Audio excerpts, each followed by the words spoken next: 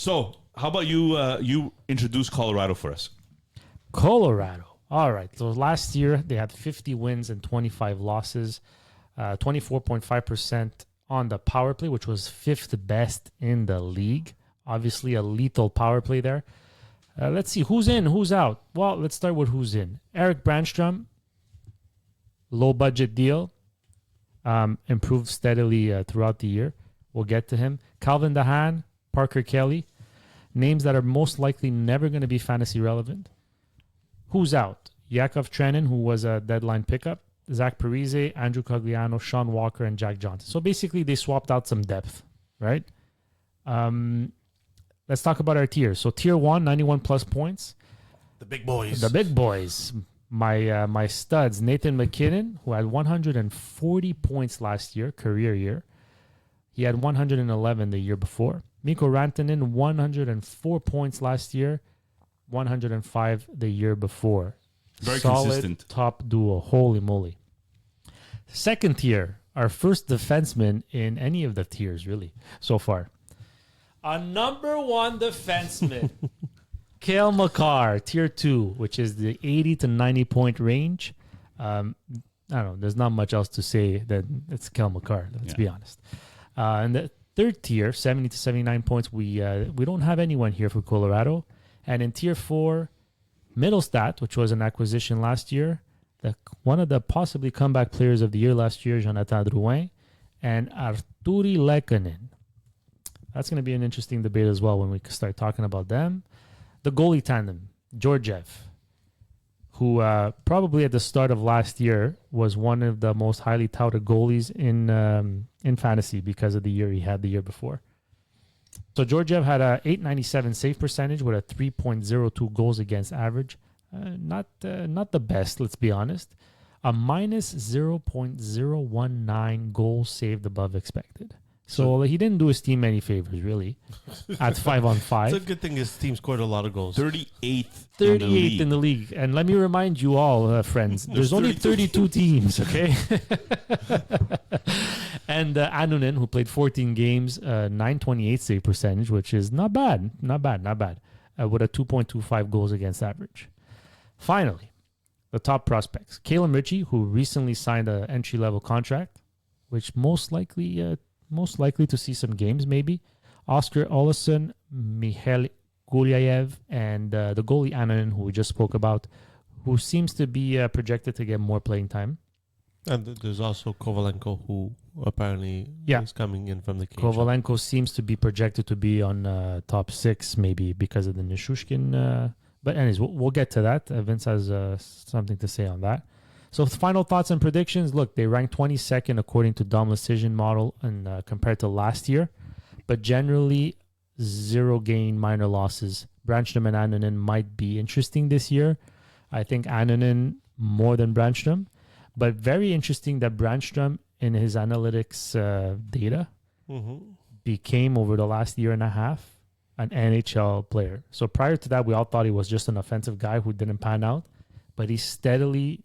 I don't know if he's reworked his game to be prominent in the NHL or relevant. But who knows? Maybe they just have similar guys, right? Girard, Brandstrom, they had Byron before. How many of these guys can produce and how much will they produce? Does it take away? We'll get to it. I want to pause the podcast. This guy, okay. I know we've been running late, but congratulations to listener Cappy. Yes, listener Cappy. What did he do? Born at 9:20 p.m., 7 pounds and 2 ounces, listener Cappy brings to the world a little baby boy who will inherit his genius for winning fantasy leagues. The Battle Royale playoff pool. Battle Royale playoff Congrats pool. to Mr. Cappy. Congrats, Mr. Cappy. 2 times. All the best to the family. All the best. Okay. All right, so I'll throw it off to you, Vince. Colorado Avalanche, talk to me. Okay, so we can talk about these two players together because I think they're line mates. Nathan McKinnon and Mikko Rantanen. I think they're soulmates at this point. do we see them getting under the 100 points, or first thing, do we see McKinnon going back to 140 points? I don't see 140 I points, wish. but I wish. wouldn't.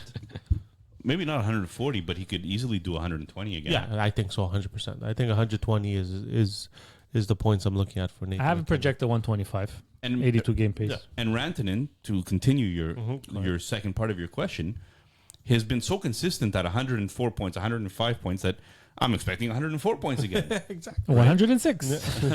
But I mean, nothing's changed. No. On this team, really. The guys that came in, Eric Brandstrom, okay, he's maybe worth a flyer. Actually, not even. I wouldn't even have him worth as a flyer. Just keep an eye on him.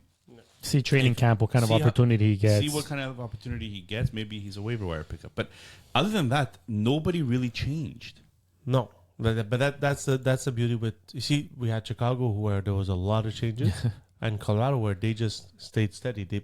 They signed Middlestad, who at the end of the day they picked up at the trade deadline. Let me speak about Middlestat then. Go. So last year, X factor. Middlestat had 58-point pace last year, and 59-point pace the year before that. This is second line center numbers, really. But he didn't have the full year in Colorado last year. No. He was traded during the season. So for me, a full year in Colorado, I'm putting him in the 60 to 69 point tier. 100%. I think with Buffalo, he was also getting the best lineups of the opposition against him because Tate Thompson was having such an off year. So yeah, I think he's just playing with better quality players and in a better system with Colorado. So I definitely think 60 to 69 points is very doable for him.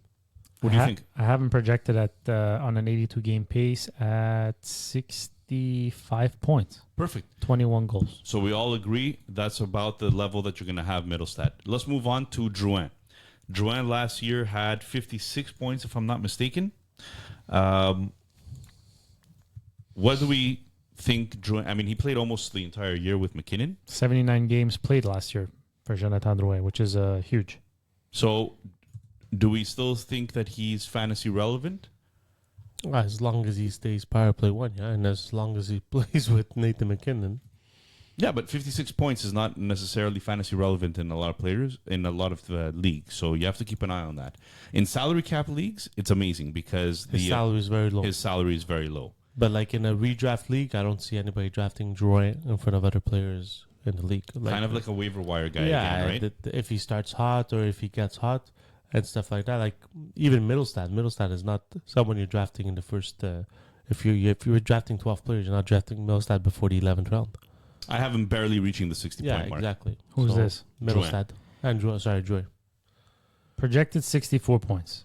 Okay, so you have him the same level as Middlestat. Yeah, because if you pay attention to the line combinations for Jonathan Drouin, in every quarter of last season, the one constant he had in every quarter is that most of his playing time was with Nathan McKinnon as his center and Rico Rantanen as his winger. Mm-hmm. If he does that again, now a second full year on the team, and he stays healthy and his wrists are healthy and mentally he's healthy, there could still be progression. He's 29. It's not like he's 34. You would think he's been there so long, but like you guys said, the cap hit, it's too good not to take a chance on in cap leagues, at least as a depth guy. No. All right, let's talk about Arturi Lekkonen, one of our favorite players from Montreal, scored an amazing Saint-Jean goal. Saint-Jean goal against Vegas. But really, we're talking here about a player that hasn't stayed healthy. He's another Band-Aid boy, papier-mâché, paper, loose leaf paper, unfortunately. 45 games played last year. He was on pace at 62 points. I'm putting him on pace again for 62 points, but if he ends up getting hurt again... I think Lekkonen's name comes up because he just scores big goals. It's not because he just scores big goals, so people think sometimes he produces more than he does. And to me, he's not... in a dynasty league, he's good to have as a depth player in case someone's injured or whatnot. In a redraft, I put him in the same situation as Jonathan Drouin. You're not drafting this guy unless you're picking him up in waiver wire because of injuries or because he gets hot. So Colorado is a little bit of that studs and duds team, right? Yeah. You have your superstar players, kind of like Toronto. You have your superstar players out there, 3-4 guys that are superstars, and then after that you have everybody around the bottom of the fantasy relevance ladder. He's still at 34 points in 45 games, guys. That's 62-point pace. It's for Arturi Lehkonen, it's very good. Well, we're talking about fantasy No, relevance. but fantasy We're not relevance talking only about is a Arturi. forward Right. at 62 points. Fantasy Well, relevant. the one thing, and it's going to be a great segue because I think you're going to talk about him next. The good thing with Jonathan Drouin and Lehkonen is who takes Nishushkin's spot on the power play for the first month of the season, because Nishushkin's not back until at least November. He's suspended till November, and then we don't even know if he's going to be eligible to come back, depending on how he does. That's about, I calculate, 11 to 12 games, and that's if he comes back like the first game of November. You got to take into account he's got to skate, because I don't think he's allowed to skate with the team. Well, he's allowed Until to train he's, on his own. Yeah, but he can't skate. So then there's skating, then there's game shape and all that stuff, right? So let's say 20 games for Lehkonen and Drouin to make up some points. I think we could assume or project that there will be an increase in points, which is why I had Drouin a little higher and Lehkonen to stay steady.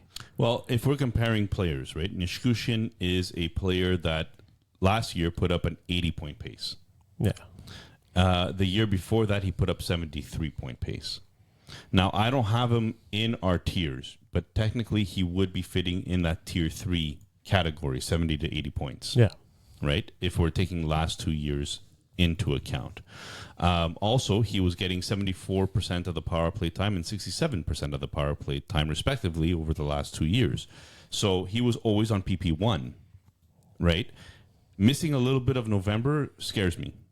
Now, I have this guy signed for 3 years with a no movement clause. So I'm worried. I'm worried because if it wasn't for the fact that he has issues, player assistance program and all, then the guy is an 80-point player, 70 to 80-point player. The guy has he talent. has the talent. Yes, talent coming out of his wazoo, but You just got to keep it up there. Exactly, and that's the thing. But even Nishushkin, he's the first guy that, if he's back November 12th, on November 11th, you pick him up off of waivers because he's going to be better than whatever you drafted in the 12th, 13th, and 14th round. In redraft leagues, what if you stash him from the start if you could get him at the end of your draft? I mean, if he can produce at that pace again, if they're not all starters, because losing out on 12 games with a starter, it's a bit. If you have a bench, then 100% you draft him but in your even last round. if you don't have, let's say he misses 12 games, which is the minimum he's gonna miss for sure. If he produces at 70-point pace, he can make up that day. Like, who are you gonna draft with the last pick of your draft? You're drafting a 60-point player, maybe a 50-point player. I don't know. It's interesting. But Nishushkin had a 17% shooting percentage last year. That's high. He's never averaged more than 13. He fluctuates between 10 and 13. Well, his average is 11. His average is So he 11. was above average last year. But he was on pace for more or less the same amount of points as the year before, and his shooting percentage was 10.8. Okay, moving on to the goalie tandem. We spoke about it a little bit already. Georgiev, you kind of gave the stats, so I won't repeat them. But this year, he doesn't have the same backup anymore. This year, it looks like Anunin is going to be the one taking over. Anunin has only played 14 games last year with a 0.928 save percentage, which is phenomenal, with a 2.25 goals against average, which, by the way, in the AHL, his numbers were almost exactly the same. So are we seeing Anunin as the player of the future and Georgiev was just the stopgap? He's also their top-rated prospect when I look at it. So, Listen, I think Anunin is going to come in this year and show that he can be a number one goalie. And then this will be a relief for Colorado's salary next year because he's not a goalie that's going to be making much, right? So that's a big prediction, though, to be a number one goalie in the first year. If you were talking about Noonan 2 years ago, I would have said this guy is not making the NHL the way he was playing. But it seems like last year he got it all together. And Georgiev is since being with Colorado was always a top 5, top 6 fantasy goalie. But that's just because they win, you know? So it's not because, look, 3.3 goals against average. Like, it's, as a number one goalie, it makes no sense. So I think this is the year where they might give Anunin a 40% of the games, and if he gets hot, even 50% of the games. So if you have him, you stash him in your team. Anything to talk about? Yeah, just want to add that it's his contract year, Georgiev. His final year at 3.4 million, and Anunin has 1 year left after the next one at 837,000. So Georgiev is after this year. They might keep him till the end of the year, but after that, they're not re-signing him. He's gonna want Exactly. They won't resign him, but he, like you said He might before, wanna, contract play years. for another contract, Exactly. right? He might have but it doesn't mean Anunin is not the future either. exactly. All right. Before we end Colorado, because I don't think there's much else to talk about, Samuel Girard. I wanted to throw this out there because the guy had a 55-point pace 4 years ago. Then he had a 34-point pace. Then he had a 40-point pace. Then he had a 25-point pace. Is this the year that he goes back up to a 40-point pace? Is that fantasy relevant? Seesaw. Listen, I Replacement level player, unfortunately. I say listen a lot. I gotta stop listening. Yes, you do say listen a lot. Linda. He went into the program last year because there was some things that weren't right with him. He came out of it. They say he came out of it better. This is the first year where he's completely out of the program. I just still think like Makar, you're giving him 1 minute and 45 seconds on the power play. It's like you're not cutting his numbers for Girard, and if you are, it's Devontae Taves that's going to take those minutes, right? So it's going to be he's going to have to make his points 5-on-5. Taves, what are we thinking? The huge. He had 50 points last year in 82 games. So this is a Signed player a that big is fantasy contract. relevant. Yeah, he signed a big contract. I see a bit more of the same. I think that's where he'll live, is in anywhere between 45 and 55, like Doesn't really get the power play time unless Makar gets injured. But just to touch on Girard, when he came back, he was his most productive. The only thing with Girard is that I don't think he scores enough goals as a defenseman to be a little bit more fantasy relevant. Right. Listen, in a dynasty league, So it's really Makar and Taves. Yeah. and in a dynasty league, if you have him, you stash Girard in your reserves, and if ever Do you want him? someone gets hurt, no, I don't know. Oh, I'm okay. trading him. But I would he wouldn't be one of my 6 defensemen starting. Okay, top prospects. Caleb Ritchie. Do we think he gets a cup of coffee in the NHL this year or more? Maybe a cup of coffee. Cup of coffee? Well, So I think it's either between him and Kovalenko who get the full. oh, wow. So training camp battle, you think? Yeah, I think it's Interesting. Cal Ritchie has had an epic junior season. Yeah. In the past 2 years, he's had a junior season, incredible junior season. So Kovalenko, honestly, I've never heard.